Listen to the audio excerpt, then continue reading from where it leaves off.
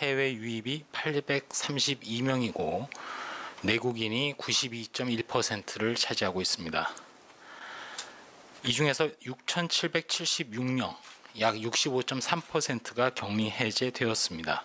신규 확진자는 53명이고 격리 해제는 82명 증가하였습니다. 안타깝게도 사망자가 8명 발생하였습니다. 지역별 확진자 현황을 보면 총 10개 시도에서 지역별 발생이 한 건도 없는 것으로 그렇게 나타났습니다. 전국 시도에서 지역 발생이 다 한 자리 숫자를 기록하였습니다. 전국적으로 약 82%가 집단 발생의 연관성을 확인하였습니다. 각 시도, 지자체별로 집단 발생 등과 관련된 상황을 알아보면 서울특별시의 강남구에 소재한 유흥업소 종사자 중에 확진자가 2명 발견되어서 접촉자 조사 등 역학조사를 진행하고 있습니다. 경기도 의정부에 소재한 의정부 성모병원과 관련해서 자가격리 중이던 4명이 추가로 확진이 되어서 현재까지 총 52명의 확진자가 확인되었습니다. 대구 수성구에 소재한 CG 노인 전문병원에서 동일 집단 격리 중이던 환자 및 직원에 대한 전수검사 과정에서 5명이 추가로 확진되어 현재까지 총 14명의 확진자가 확인되었습니다. 서울 강남구 소재 유흥업소 관련된 사항은 현재 역학조사가 진행 중에 있지만 코로나 방역을 위해서는 역학조사가 매우 중요합니다. 역학조사 과정에 적극적인 협조가 필요하고 역학조사를 진행하는 과정에서 거짓을 진술하거나 거짓 자료를 제출 또는 고의적으로 사실을 누락한다든지 은폐하는 행위를 해서는 안 되며 이를 어길 시에는 감염병 예방 법령에 따라서 2년 이하의 징역 또는 2천만 원 이하의 벌금에 처해질 수 있다는 점을 말씀드립니다. 오늘 중앙재난안전대책본부에서는 코로나19 집단 발병으로 인한 피해 가능성이 높은 요양병원, 정신병원, 요양원, 또 요양시설, 종교시설을 고위험 집단으로 관리할 것으로 구체화한 그 방법을 제시한 바 있습니다. 해당 이런 시설에는 고령자 또 기저질환자가 높은 비율을 차지함으로써 코로나19에 감염되었을 때 회복이 어렵고 밀폐된 실내 공간에서 감염 전파 위험이 높은 집단에 해당이 됩니다. 이들 집단에서는 방역관리자를 지정하고 집단 내 비상연락체계를 구축하는 등 시설 내 방역관리에 철저를 기해해 주시기 바랍니다. 이때 지정된 방역관리자는 해당 집단의 성격에 따라서 종사자, 또 환자 내지는 수급자, 참여자 등의 체온을 측정하고 호흡기 증상이 있는지를 정기적으로 확인해야 합니다. 물론 외부에서 오는 방문자에 대해서도 열 또는 호흡기 증상이 있는지 확인하고 또 명단을 작성해서 관리를 해야 됩니다. 만약 이들 시설이나 기관에 해외여행을 다녀온 적이 있거나 확진자나 자가격리자의 가족인 종사자가 있다면 일정 기간 동안 업무에서 배제할 책임도 가지고 있습니다. 이러한 방역관리 강화 방안은 지침 등을 마련하고 오는 토요일 4월 11일부터 현장에서 본격적으로 적용됩니다. 정부는 지난 4월 1일부터 모든 해외 입국자에 대해서 2주간의 격리를 의무화한 바 있습니다. 자가격리 중에 자가격리 지침을 준수하여야 함을 다시 한번 강조 말씀을 드리고 4월 5일부터 강화된 감염병 예방법에 따라서 자가격리 위반 시 처벌 조항이 강화되어 1년 이하의 징역 또는 1천만 원 이하의 벌금에 처해질 수 있다는 점도 다시 한번 강조드립니다. 오는 4월 19일까지 연장된 강화된 사회적 거리 두기에 모든 국민 여러분들의 협력을 당부드립니다.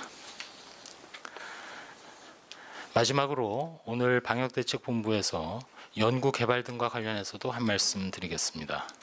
먼저 환자 치료와 간호에 노력하시는 보건의료인, 또 각 분야에서 코로나19 대응을 위한 연구개발에 몰두하시는 모든 전문가나 관계되신 분들의 노력에 존경의 말씀을 드리고 싶습니다. 안타깝게도 아직까지 마땅한 코로나19에 대한 치료제 그리고 백신이 없다는 것이 우리 모두의 불안한 사항입니다. 하지만 보건의료 전문가들이 각종 임상시험과 적정 치료로 환자의 완치를 위해서 혼신의 노력을 다하고 있고 현재까지 6,700여 명의 격리 해제자가 지금 배출된 상황입니다.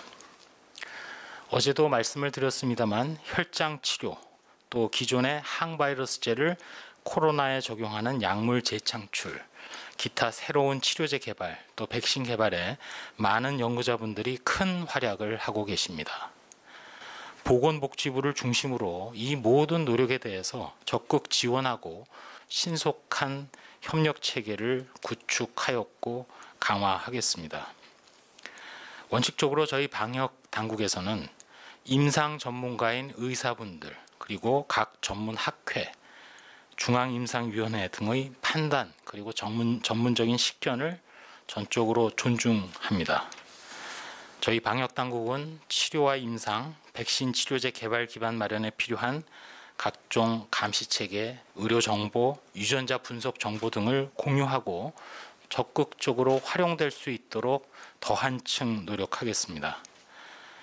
코로나19 극복을 위해서는 중장기적으로 보건 분야의 연구 개발이 일관되게 그리고 전문적으로 필요한 분야의 적정한 연구비 투자 아래 이루어져야 합니다. 복지부 질병관리본부 국립보건연구원에서는 최선을 다해서 이러한 연구개발 분야에 대한 지원 그리고 선도에 노력을 다하겠다는 말씀으로 오늘 브리핑 말씀을 드립니다. 네, 그럼 지금부터 질의응답 시간 갖도록 하겠습니다. 출입기자분들의 사전 질의 두 가지 먼저 질문 드리겠습니다. 첫 번째입니다. 일부 병원에서 혈장 치료를 시행하고 있는 중인데 현재까지 완치자 혈장 기증 건수를 알 수 있을지를 질문 주셨고, 또 어제 권 부본부장께서 회복기 혈장 확보를 위한 체계를 마련하겠다고 이야기하였는데 완치자 혈장 기증 캠페인 또는 기증센터 마련 등을 염두하고 계신지 대략적인 구상안이 있다면 설명해 달라라는 질문이 있습니다. 먼저 내일 그 중앙임상위원회 회의가 매주 정기적으로 목요일날 열리게 되는데 일단 회복기 혈장 치료가 진행되었던 사례에 대해서 전문가들과 같이 논의의 기회가 바로 있게 된다는 점을 말씀드리면서 저희가 파악하고 있기로는 지금까지 회복기 혈장이 시도된 사례는 전부 3건으로 파악을 하고 있습니다. 그리고 이러한 격리 해제가 끝나고 나서 현재 최종 서면 심의 중인 지침에 따르면 격리 해제 후에 그 회복기 혈장은 14일부터 3개월 사이에 한 번에 500ml씩 확보를 하고 그걸 통해서 이제 회복기 혈장 치료의 시도가 있게 되는데 현재로서는 이러한 그 전문가 회의 등을 통해서 이미 이루어진 치료 시도에 대한 검토, 성과 등을 알아보고 또 전문가 집단 사이에 앞서 브리핑 말미에도 말씀드렸습니다만 전문가 학회, 중앙임상위원회 등등 전문가들의 의견에 그 어떤 그 검토가 좀 필요하고 그 이후 회복기 혈장을 확보하는 방안 또 치료에 사용할 때 어떤 전문가 집단 내에서도 가이드라인 등의 필요 또 여기에 소요되는 재정에 대한 지원 방안 등을 구체적으로 또 신속하게 마련할 생각으로 있습니다.